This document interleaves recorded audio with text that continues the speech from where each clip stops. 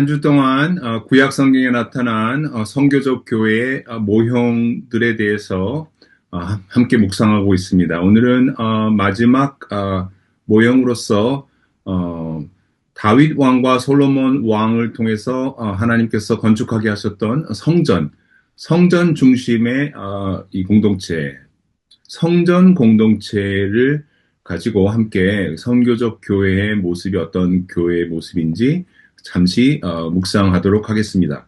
오늘 함께 묵상할 하나님의 말씀은 열왕기상 9장 1절에서 9절까지입니다. 열왕기상 9장 1절에서 9절까지의 말씀입니다. 먼저 함께 본문을 읽어보도록 하겠습니다. 솔로몬이 주님의 성전과 궁전 짓는 일과 자기가 이루고 싶어한 모든 것을 끝마치니 주님께서는 기브온에서 나타나신 것과 같이 두 번째로 솔로몬에게 나타나셔서 그에게 말씀하셨다. 내가 나에게 한 기도와 간구를 내가 들었다. 그러므로 나는 내가 내 이름을 영원토록 기리려고 지은 이 성전을 거룩하게 구별하였다. 그러나 내 눈길과 마음이 항상 이곳에 있을 것이다. 너는 내 앞에서 내 아버지 다윗처럼 살아라. 그리하여 내가 내게 명한 것을 실천하고 내가 내게 준 율례와 규례를 온전한 마음으로 올바르게 지켜라. 그리하면 내가 내 아버지 다윗에게 이스라엘의 왕자에게 앉을 사람이 그에게서 끊어지지 아니할 것이라고 약속한 대로 이스라엘을 다스릴 내 왕자를 영원히 지켜주겠다. 그러나 너와 내 자손이 나를 따르지 아니하고 등을 돌리거나 내가 내게 일러준 내 계명과 율례를 지키지 아니하고 곁길로 나아가서 다른 신들을 섬겨 그들을 숭배하면 나는 내가 준 그 땅에서 이스라엘을 끊어버릴 것이고 내 이름을 기리도록 거룩하게 구별한 성전을 외면하겠다. 그러면 이스라엘은 모든 민족 사이에서 한낱 속담거리가 되고 웃음거리가 되고 말 것이다. 이 성전이 한때 아무리 존귀하게 여김을 받았다고 하더라도 이곳을 지나가는 사람마다 놀랄 것이고 어찌하여 주님께서 이 땅과 이 성전을 이렇게 되게 하셨을까 하고 탄식할 것이다. 그러면서 그들은 이스라엘 백성이 자기들의 조상을 이집트 땅으로부터 이끌어내신 주 그들의 하나님을 버리고 다른 신들에게 미혹되어 그 신들에게 절하여 그 신들을 섬겼으므로 주님께서 이 온갖 재앙을 그들에게 내리셨다 하고 말할 것이다.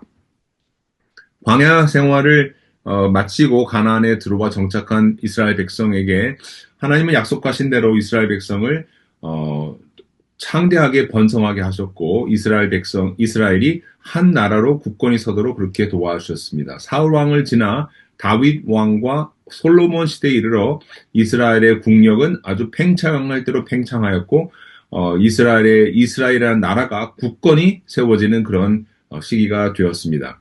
이 다윗 왕과 이 솔로몬 시대를 지금도 이스라엘 사람들은 가장 그리워하는 그런 시기이죠. 다윗 왕과 솔로몬 시대가 이스라엘의 이 영토나 모든 면에 있어서 국력이 아주 견고하던 그런 시기입니다. 이 시기에 다윗 왕과 솔로몬을 통해서 성전이 건축되게 되는데 이 성전을 건축하고 또 왕궁이 건축되면서 이 나라의 모습이 완벽하게 세워지는 그런 모습을 보게 됩니다.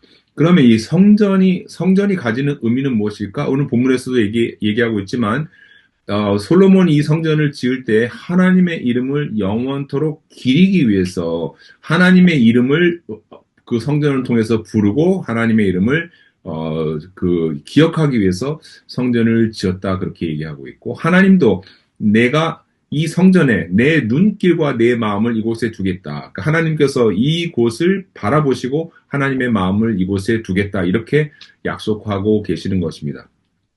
그러면 선교적인 공동체, 선교적인 교회가 이 성전을 통해서 우리가 배우게 되는 그런 선교적인 교회의 모습은 어떤 모습인가?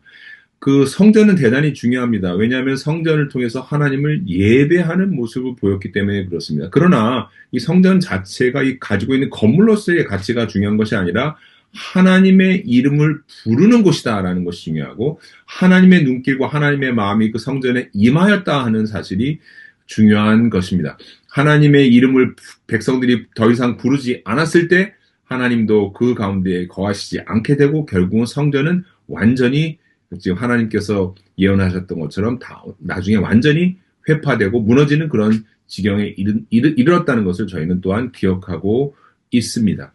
예수님은 우리 가운데 오셔서 지금 이렇게 말씀하셨죠. 하나님의 성전은 만민의 기도하는 집이다. 이렇게 말씀하셨어요. 성전에서 막 장사하고 막 그냥 온갖 이 악한 일을 하는 것을 보시고 예수님께서 채찍을 만들어가지고 막 내어 쫓으시면서 이 집은, 이 성전은 만민의 기도하는 집이다라고 주님께서 말씀하셨습니다. 다윗과 솔로몬을 통해서 이 성전이 지어졌을 때 하나님의 이름을 부르는 곳으로 그렇게 지어졌던 것처럼 이 성전은 만민이 하나님의 이름을 부르는 곳이라는 것입니다. 그러면 선교적인 교회는 어떠한 교회인가? 이 세상 가운데 하나님께서 하나님의 백성을 부르셔서 세상 가운데로 보내시는 그 과정 가운데 하나님의 이름을 부르고 하나님의 이름을 기억하는 곳이 바로 선교적인 교회의 모습인 것입니다. 그러면 하나님은 이 선교적인 교회에 하나님의 눈길을 보내시고 하나님의 마음을 주셔서 하나님을 경험할 수 있게 해주겠다. 그렇게 지금 약속하고 계시는 것입니다. 사랑하는 성도 여러분, 우리가 여기에서 우리 교회를 다시 한번 살펴볼 필요가 있고, 또 우리가 속한 우리 가정 교회, 가정 공동체를 또한 살펴볼 필요가 있습니다. 우리 교회 안에 하나님의 이름을 부르는 그런 부르짖음이 이 교회의 중심인가? 하나님의 이름을 부르고 하나님의 이름을 기리는 것, 기억하는 것이 우리 교회의 모든 미니스트리의 중심에 있는가를 한번 점검해 볼 필요가 있습니다. 또한 우리 가정도 마찬가지입니다. 우리 가정에 하나님의 이름을 높이고 하나님의 이름을 부르고 하나님께 기도하는 것이 우리 가정의 중심에 있는가를 살펴볼 필요가 있습니다. 우리 개인의 삶도 마찬가지죠. 우리 각 개인도 하나님께 내가 기도하는, 하나님께 드리는 기도가, 즉 하나님과의 대화가 내 삶의 중심에 있는가. 사도 바울을 통해서 하나님 우리에게 우리 몸 자신이 그리스도의 성전이다. 그리스도께서 머무시는 성전이다. 그렇게 또 이해하고도 있죠. 우리 몸이 하나님을 예배하는 성전이라고 할 때 그 의미가 무엇입니까? 우리의 몸은 가장 주된 기능이 하나님께 기도하는, 하나님과 대화하는 그런 장소여야 된다 하는 이야기입니다. 함께 기도드리겠습니다. 사랑하는 주님, 우리 교회가, 우리 가정이, 우리 각자가 하나님의 이름을 부르는 성전인 것을 기억하게 하여 주시고, 우리 성령께서 우리 안에서 이렇게 하나님의 이름을 부르도록 또 하나님의 임재를 경험하도록 성령께서 도와주신다는 것을 기억하게 하여 주옵소서. 우리 안에서, 우리 가정 안에서, 우리 교회 안에서 하나님의 눈길을, 하나님의 마음이 우리와 함께 하심을 경험하게, 임마누엘 하나님을 경험하는 그런 복된 가정과 교회, 또 우리의 삶 되게 하여 주옵소서. 우리 주 예수 그리스도 이름으로 기도드립니다. 아멘.